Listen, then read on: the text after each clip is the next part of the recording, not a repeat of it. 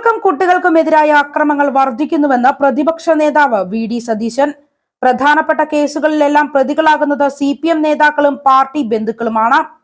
രാഷ്ട്രീയം നോക്കാതെ ഇരകൾക്ക് നീതി ലഭ്യമാക്കണമെന്നും 51 വെട്ടുവെട്ടി TP കൊന്നിട്ടും വാശി തീരാതെ KK രമയെ CPM സമൂഹ മാധ്യമങ്ങളിലൂടെ കൊന്നുകൊണ്ടിരിക്കുകയാണ് എന്നും വി.ഡി. സതീശൻ പറഞ്ഞു.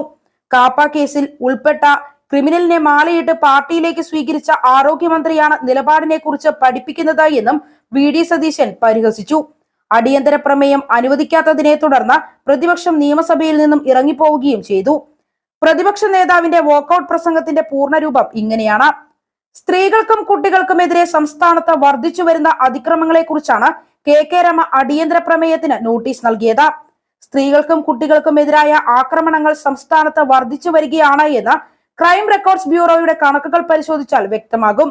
ആരോഗ്യമന്ത്രി പറഞ്ഞതുപോലെ ഒരു നിലപാട് നമുക്ക് എല്ലാവർക്കും ആവശ്യം.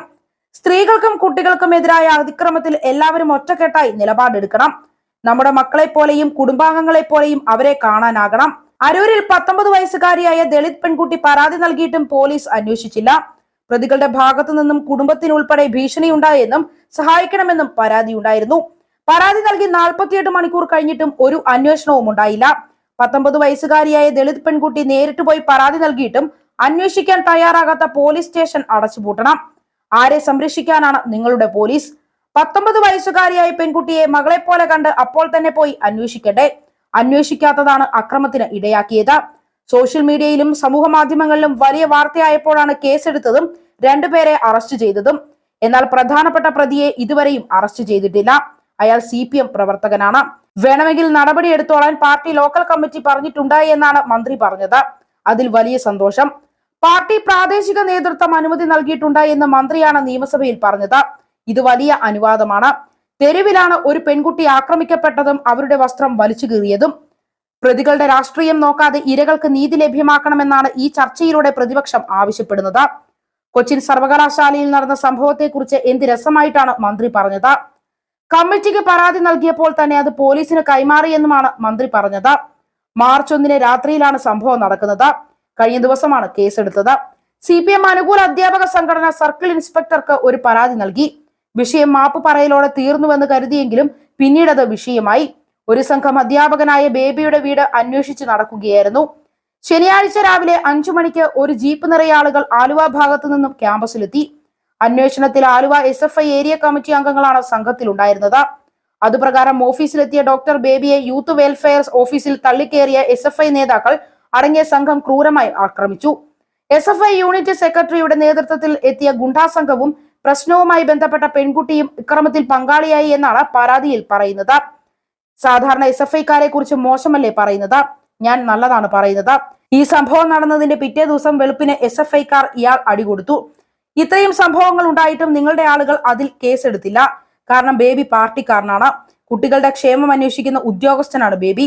കറക്റ്റ് ആളിന്റെ കയ്യിലാണ് കുട്ടികളുടെ ക്ഷേമം അന്വേഷിക്കാൻ കൊടുത്തിരിക്കുന്നത്. വ്യാജ പരാതി നൽകിയ പെൺകുട്ടിക്കും ഡോക്ടർ ബേബിയെ ആക്രമിച്ച ഗുണ്ടകൾക്കുമെതിരെ കർശന നടപടി സ്വീകരിക്കണമെന്നുമാണ് നിങ്ങളുടെ അധ്യാപക സംഘടന നൽകിയ പരാതിയിൽ ആവശ്യപ്പെട്ടിരിക്കുന്നത്. നിലപാട് വേണം സർ, നിലപാട്. ഇതാണ് നിലപാട്. ക്ലർക്കിന് മുകളിലുള്ള പോസ്റ്റിൽ എഴുതിയ ബേബി ഒരു അർഹതയുമില്ലാതെ സ്റ്റുഡന്റ് വെൽഫെയർ ഡയറക്ടറായി. കുറെ കാലം കഴിഞ്ഞപ്പോൾ ആ പോസ്റ്റ് ടീച്ചിങ് പോസ്റ്റ് ആക്കണമെന്ന് ബേബി ആവശ്യപ്പെട്ടു. അപ്പോൾ തന്നെ സർവകലാശാല സ്റ്റാറ്റ്യൂട്ട് ഭേദഗതി വരുത്തി non teaching post teaching post ആക്കി മാറ്റി. എന്നിട്ട് 11 വർഷത്തെ മുൻകാല പ്രാബല്യത്തോടെ UGC ശമ്പളം നൽകി. അയാളാണ് ഈ പ്രതി. നിലപാട് വേണം സർ, നിലപാട്. കാലടി ശ്രീശങ്ക കോളേജിൽ 20 പെൺകുട്ടികളുടെ ഫോട്ടോയാണ് അശ്ലീല ഹാൻഡിലുകളിൽ ഇട്ടത്.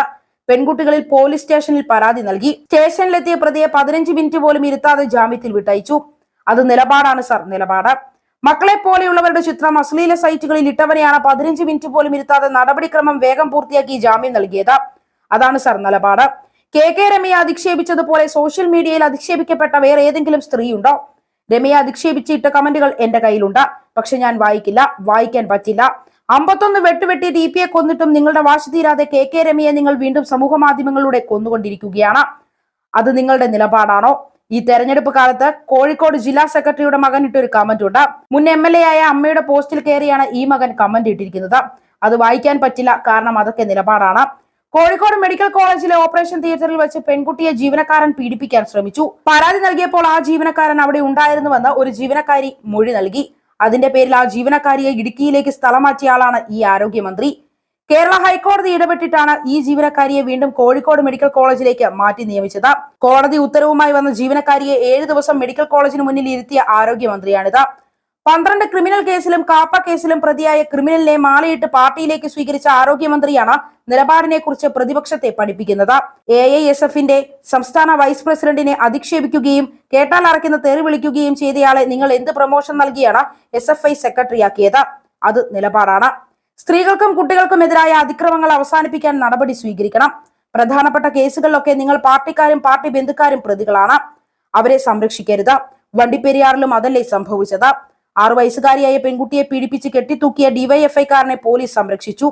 സ്ത്രീകൾക്കും കുട്ടികൾക്കും എതിരെ വർദ്ധിച്ചു വരുന്ന അതിക്രമത്തിൽ നടപടിയെടുക്കാത്ത നീക്കത്തിൽ പ്രതിഷേധിച്ച് വോക്കൌട്ട് ചെയ്യുന്നുവെന്നുമാണ് പ്രതിപക്ഷ നേതാവ് VD സതീശൻ പറഞ്ഞത്.